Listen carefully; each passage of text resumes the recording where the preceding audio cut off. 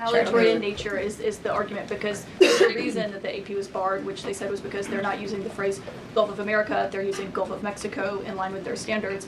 And so the question here is this setting a precedent that this White House will retaliate against reporters who don't use the language that you guys believe reporters should use? And how does that align with the First Amendment commitment that you were just talking about? I was very upfront in my briefing on day one that if we feel that there are lies being pushed by outlets in this room, we are going to hold those lies accountable. And it is a fact that the body of water off the coast of Louisiana is called the Gulf of America. And I'm not sure why news outlets don't want to call it that, but that is what it is. The Secretary of Interior has made that the official designation in the geographical identification name server, and Apple has recognized that, Google has recognized that. Pretty much every other outlet in this room has recognized that body of water as the Gulf of America, and it's very important to this administration that we get that right, not just for people here at home, but also for the rest of the world. Caitlin. Thanks, Karoline. I have a few things for you, but on the commitment by President Trump, he said that he and President Putin agreed to visit each other's respective nations. Are there any preconditions that President Trump has that President Putin must do before he goes and meets with him, withdrawing some forces, withdrawing all forces, anything like that? Not that I'm aware of. That doesn't mean they don't exist, but I was just talking with the president in our national security team. I wasn't made aware of any conditions, but if they exist, I'm happy to provide those. And on the president himself, he styles himself as this master negotiator. He is now deploying these negotiations, saying that they start immediately. We did hear from the Defense Secretary, Pete Hegseth, today, saying that NATO membership is not realistic for Ukraine, and neither is returning to pre-2014 borders.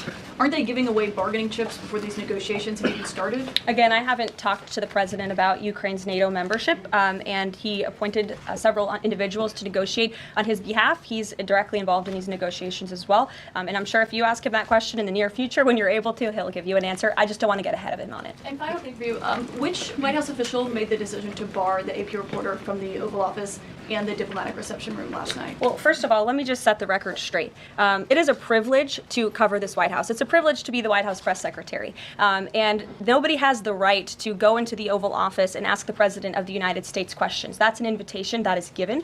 And there are hundreds of outlets on this campus, many of you in this room who don't have the privilege of being part of that pool every single day and getting to ask the President questions. We reserve the right to decide who gets to go into the Oval Office, and you all have credentials to be here, including the Associated Press, who is in this briefing room today. But isn't it retaliatory in nature is the argument, because the reason that the AP was barred, which they said was because they're not using the phrase Gulf of America, they're using Gulf of Mexico in line with their standards. And so the question here is this setting a precedent that this White House will retaliate against reporters who don't use the language that you guys believe reporters should use? And how does that align with the First Amendment commitment that you were just talking about? I was very upfront in my briefing on day one that if we feel that there are lies being pushed by outlets in this room, we are going to hold those lies accountable. And it is a fact that the body of water off the coast of Louisiana is called the Gulf of America. And I'm not sure why news outlets don't want to call it that, but that is what it is. The Secretary of Interior has made that the official designation in the geographical identification name server, and Apple has recognized that, Google has recognized that. Pretty much every other outlet in this room has recognized that body of water as the Gulf of America, and it's very important to this administration that we get that right, not just for people here at home, but also for the rest of the world. Sure. Thank you, Karoline. The prisoner exchange with Russia coming at the same time as the president is now announcing negotiations to end the war in Ukraine. The timing of that is hard to ignore. Was Ukraine discussed as part of this prisoner swap?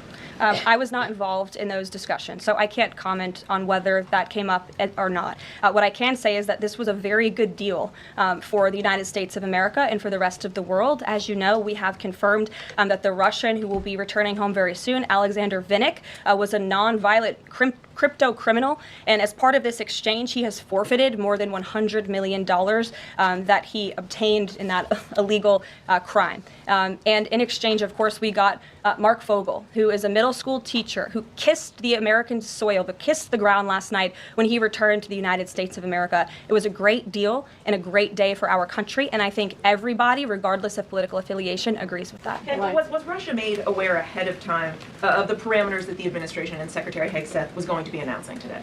The NATO parameters? Yes. I'm not sure. You'd have to ask Secretary Hegseth and the Defense Department on that, since he announced them. Jackie. Thank you, Caroline. Just to be clear, so when we're listening for a shift in position on U.S. policy, should we only listen to the president and maybe not the Secretary of Defense? Because what he outlined today would represent a shift in U.S. policy. I'm not saying that. I'm just saying I speak for the President of the United States behind this podium, and I will let him discuss that. Can you tell us any more about the next hostage releases? I understand that Americans coming out today. Sure. I'm glad you asked. It speaks to President Trump's deal-making ability, and we can confirm the safe release of one American and two individuals from Belarus, one of whom worked for Radio Liberty. Out of respect for the privacy of these individuals, their request, we have no further details to announce on their identities, but we can confirm that one American was released today, and it's a remarkable victory on the heels of Mark Fogel returning to America last night. Anything on who the U.S. might be releasing in exchange? I don't have details on that at this moment. I don't have details on that at this moment. I do know that these three individuals have been released and are on their way home to their respective countries. Karoline, thank you so much. Can you explain how President Trump envisions the war in Russia and Ukraine coming to an end? Does he expect Ukraine to hand over all the territory in question? Again, these negotiations are ongoing. I will allow the president to divulge any red lines that he may set, but I think as deals in the past have come to fruition, the president has proven one of the things that makes him a very effective negotiator is not revealing what he's anticipating from both sides, but he is at the forefront of these negotiations in addition to the very qualified individuals who he's tasked with speaking to both President Putin and President Zelensky. And speaking of deals, a meeting with the President of the United States offers any foreign leader credibility.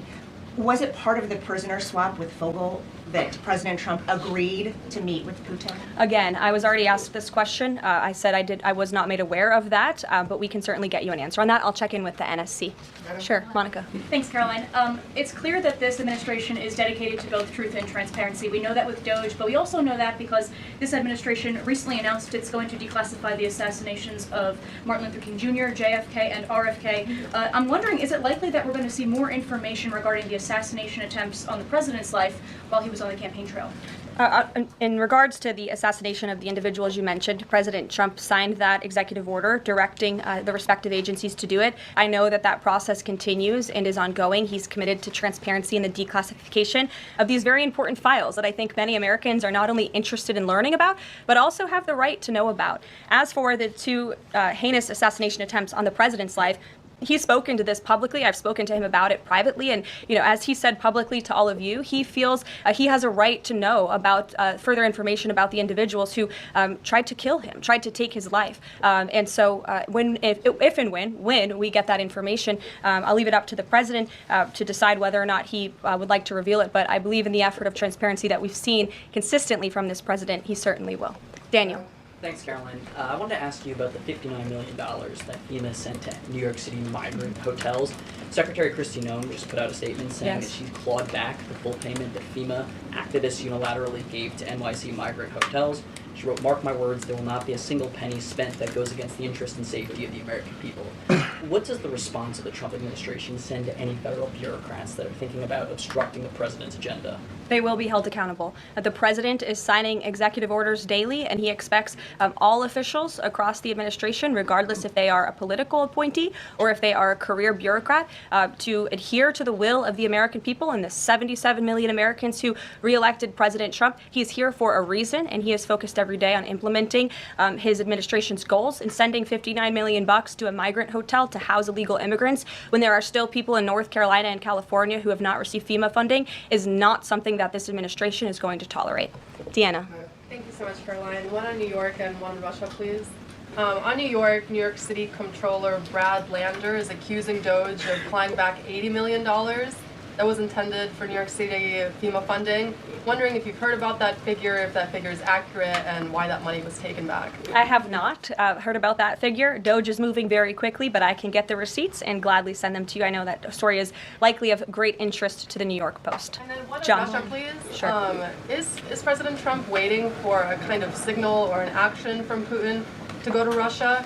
And would he be willing to go to Ukraine in the future? I don't have any decisions to make on the president's potential visit to Russia or any in-person meeting at this time. John. Thanks a lot, Caroline. Two questions, one on foreign policy, one on domestic policy. Following up on the president's call that he had with President Putin, does the president view Russia, does he view President Putin as an ally, as a partner, as a competitor or as an adversary? I believe this nation views Putin and Russia as a great competitor in the region, at times an adversary. But as the president has said as well, he enjoys having good diplomatic relationships with leaders around the world, finding that common ground, also calling them out when they are wrong, and leading from a position of peace through strength. That's the president's greatest strength, and we've seen that again, time and time again.